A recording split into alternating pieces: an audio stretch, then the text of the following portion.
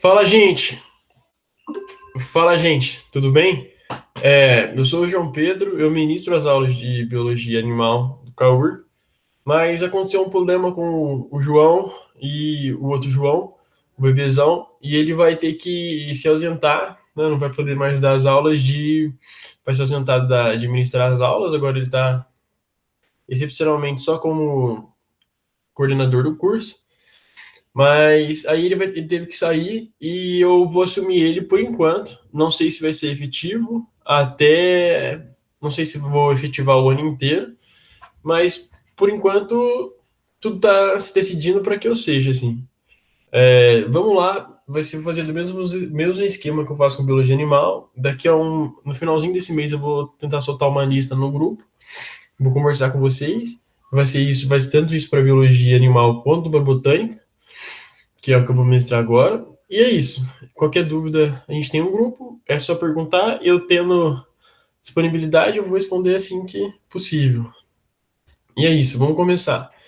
Eu analisando aí é, o trabalho do João tudo, e ele parou. A gente está falando de evolução em questão das plantas, e ele parou, ele falou com vocês antes sobre biófitas e pteridófilos.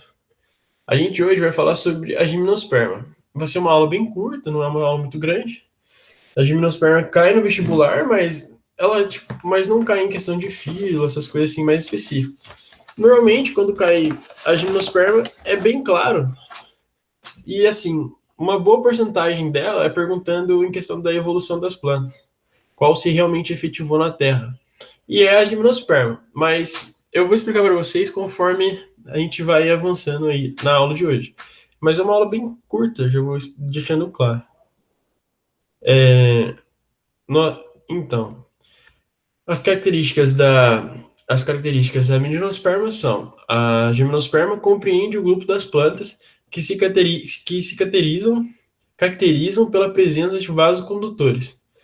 A gente vai estudar ainda sobre isso, mas é o xilema e o floema. E ela tem a presença de sementes. Aí que está o grande diferencial dela. Ela contém essa presença de sementes. E as sementes dela têm uma peculiaridade que as outras que a gente falou, por exemplo, não tem. Vamos lá. Uma das características mais marcantes desse grupo de plantas é a ausência da proteção da semente. Ou seja, ela não tem uma proteção. Depois a gente vai ver exemplos dela e outras características que vocês vão entender bem melhor. Ou seja, elas não possuem um fruto envolvendo essa estrutura. Então, o que eu posso ter com isso que eu estou explicando para vocês? A gimnosperma é de um grupo, que esse grupo representa as plantas que têm, por exemplo, xilema e floema. Beleza. Ela tem xilema e floema. E possui sementes. Entendi. E qual que é a grande peculiaridade e diferença? Essa semente, ela não tem um fruto ou alguma proteção que, que a define. Quando a gente fala muito de gimnosperma, e o grande símbolo do gimnosperma é o pinheiro. Por quê? O pinheiro a gente consegue identificar claramente. A gente vê uma árvore a gente vê uma árvore de pinheiro, a gente entende que ali na estrutura dela tem o xilema e floema, é, a gente entende que o xilema leva, por exemplo, água, e o floema os nutrientes. Isso aí a gente entende. E a gente também vê claramente o pinho do pinheiro. Esse pinho nada mais é que sementes. E a gente analisando essa semente, ela tá ali, nua e crua. Ela não tem um fruto ou um casulo que a proteja, por exemplo.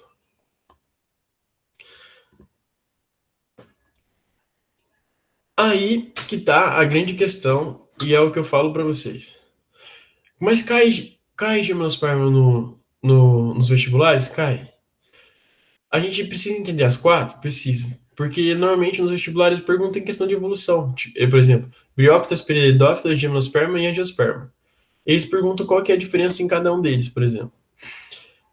A grande característica, ao meu ver, da gimnosperma é a presença de sementes sem aquela grande proteção e que elas foram realmente que elas realmente são as espécies de plantas que se instalaram um ambiente sem a necessidade de água. Nossa, mas exemplo, eu encontro nas pteridotas algumas presenças que vivem fora da água, por exemplo, a samambaia. Beleza, a gente encontra a samambaia, a gente entende que ela não necessariamente precisa de água.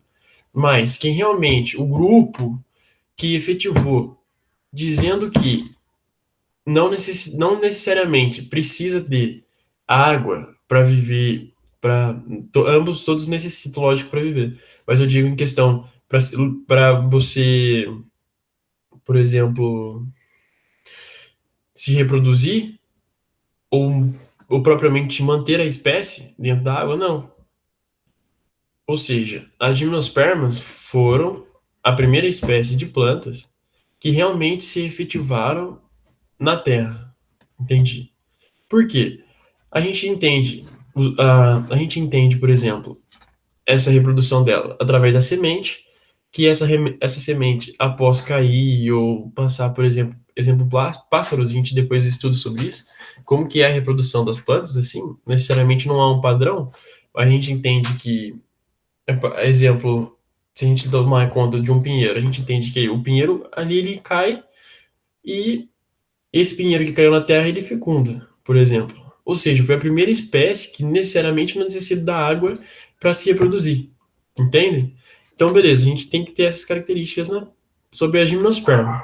Por enquanto, a gente caracteriza ela como uma espécie de planta que contém xilema e floema, lógico, contém sementes que não necessariamente precisam de um casulo para protegê-las, e que realmente foram a espécie de planta que se efetivaram na Terra, entendeu? E como que acontece, por exemplo, a reprodução das gimnospermas?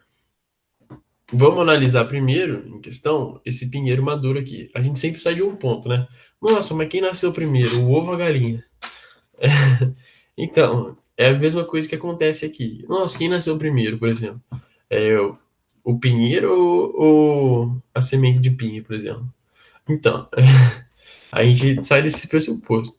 Mas vamos sair lá em questão do pinheiro. A gente tem o fruto masculino, que a gente entende ali. A gente entende também que existe a diferença do pinho, por exemplo, masculino e feminino, mas isso aí são para as aulas depois, por exemplo. A gente entende que esse pinho, ele, por exemplo, cai da terra. Nesse cair dele, ele solta alguns grãos de pólen levados pelo vento.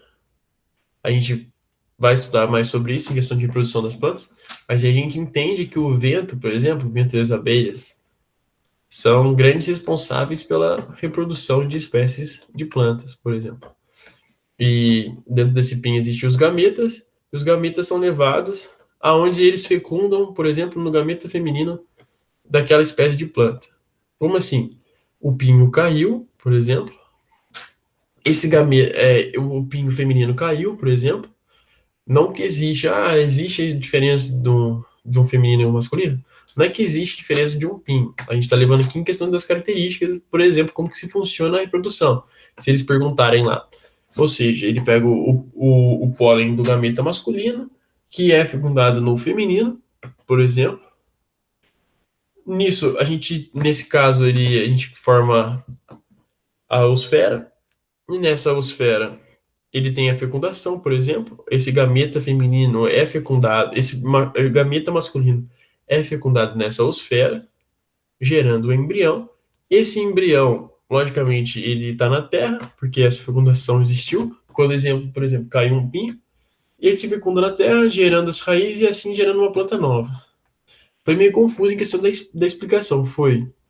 Mas para explicar assim simplesmente, a gente compara isso muito com a reprodução masculina, a reprodução que a gente tem dos nossos seres humanos. A gente entende que tem ali o pinho. A grande diferença é que não necessariamente existe uma diferença em questão da árvore feminina ou masculina, assim dizendo. Mas, exemplo, tem o gameta masculino, que ele sai, esse pólen do gameta feminino, ele fecunda em um pinho, por exemplo, em um pinho feminino, dando exemplo, mas a gente não pode ficar gravado em questão de um pinho feminino ou masculino. ele fecunda nenhuma outra semente, essa semente a gente denomina de feminina. Nesse pólen feminino que fecunda, ele gera um embrião dessa espécie, que com certeza ela vai, conforme o tempo, ela vai, por exemplo, entrar na Terra, aí começa toda a geração que a gente vai estudar. É uma das últimas matérias em questão de como surge essa nova planta. Mas a gente tem que ter isso em mãos, entendeu? Ter isso na cabeça. Que existe essa fecundação do feminino e masculino, gerando um novo embrião. Isso ocorre na eosfera, a gente tem que dar. Depois que fecundou, a gente gera um embrião. Beleza. Esse é o ciclo da vida em questão dele, assim. A gente não falou ali questão certamente de reprodução, que a gente vai falar um pouquinho mais para frente, mas sim em questão de ciclo de vida. Aí agora a gente vai falar em questão das características principais. Aí eu volto a falar um pouco mais do que a gente disse antes. Uma das características mais marcantes desse grupo de plantas é a ausência de proteção de semente, que foi como que eu disse lá, colocando aqui para ressaltar de novo. Ou seja, elas não possuem um fruto que envolve essa estrutura. Em virtude dessa peculiaridade, o grupo recebeu o nome de gimnosperma. O que significa, gente? Gimnospermas. Sementes nuas. Ou seja, diferente das pteridófilas, como a gente não tem, que a gente entendia que existia ali aquela semente, aquele fruto, necessariamente nesse não. São sementes, como diz o próprio nome, sementes nuas. Sem dúvida, foram muito importantes para garantir a dominância desse grupo de plantas e das angiospermas, que é o que a gente vai estudar um pouco depois, que as angiospermas, com certeza, é o que a gente mais tem familiaridade, assim de dizer, em questão dos frutos, as angiospermas, elas nos deram os frutos, por exemplo, então a gente vai ter mais familiaridade em questão de estudar. Ou seja, as gimnospermas foram de extrema importância, porque graças a essa evolução que a gente encontra nas gimnospermas, elas ajudaram o quê? Não somente o seu grupo a se efetivar na Terra, como as angiospermas, na flora atual. Pois além de proteger o embrião, como eu disse, ela fornece o alimento a ele.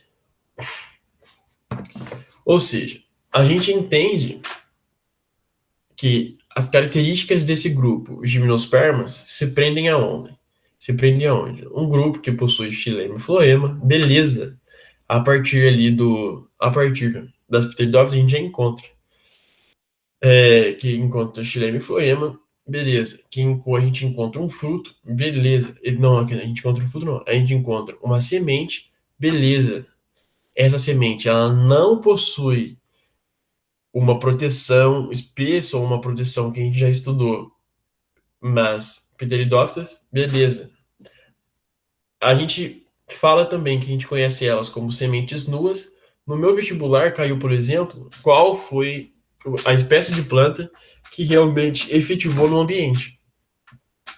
Eu, antes sem conhecer, lógico, eu falaria as pteridófitas. Por que as pteridófitas?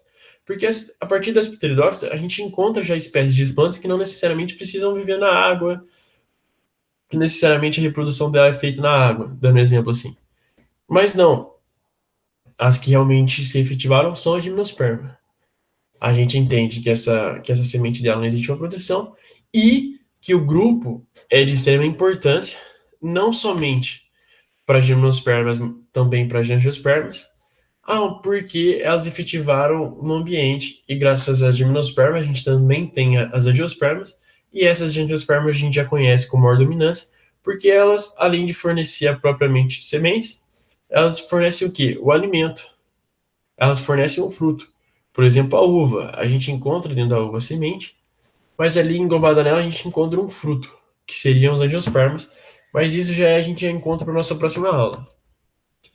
E turminha, quais são as diferenças das briófitas e das pteridófitas? Vamos lá.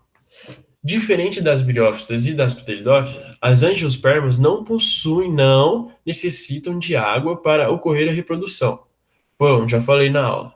Essas plantas possuem um grande pólen do gametófito masculino parcialmente desenvolvido. Beleza. Sobre isso ainda, gametófito masculino e feminino, a gente vai estudar. Mas a gente já entende, quando eu falei do ciclo de vida lá, a gente tem mais ou menos ideia o que seria esse gametófito masculino, que é responsável por levar o gametófilo masculino até o feminino, utilizando o vento como dispersor. Já disse para vocês também como funciona, quando eu falei lá em questão de ciclo de vida, mas a gente vai voltar ainda a estudar sobre isso. Ao chegar o óvulo, o grão de pólen gemina e produz uma expansão tubular chamada de polinífico. A gente entende esse polinífico por pólen e a gente também vai voltar a estudar assim, a questão dos pólens, mas também da grande importância das abelhas, que a gente vai estudar ainda sobre essa matéria ainda. Mas a gente já tem mais ou menos ideia do que seria esse tubo, como que é essa reprodução, e foi o que eu disse para vocês. E esse tubo é responsável por levar os gametas masculinos até os argônicos, que a gente também já falou na aula. Ou seja, a gente entende que a própria reprodução dela é diferente porque não necessita da água, que é uma grande característica das briófitas, principalmente das briófitas, que a gente encontra ali Vitória Regia, por exemplo, mas das briófitas e das pteridófitas, por exemplo. Mas a gente tem que ter isso em questão das gimnospermas e entender que a reprodução dela é diferente. Ela possui, em questão de diferença, ela possui uma semente, que ela não necessariamente necessita de uma proteção. Em questão das características dela, a gente entende que possui floema, xilema, possui uma semente não protegida, que realmente foram as primeiras que efetivaram, e elas não são importantes só exemplo para elas, mas sim para os grupos seguintes, como as angiospermas, que porque ela realmente efetivou no ambiente terrestre. E, gente, até mais. Bons estudos, qualquer dúvida, qualquer coisa, o WhatsApp está à disposição para vocês. Muito obrigado e boa semana.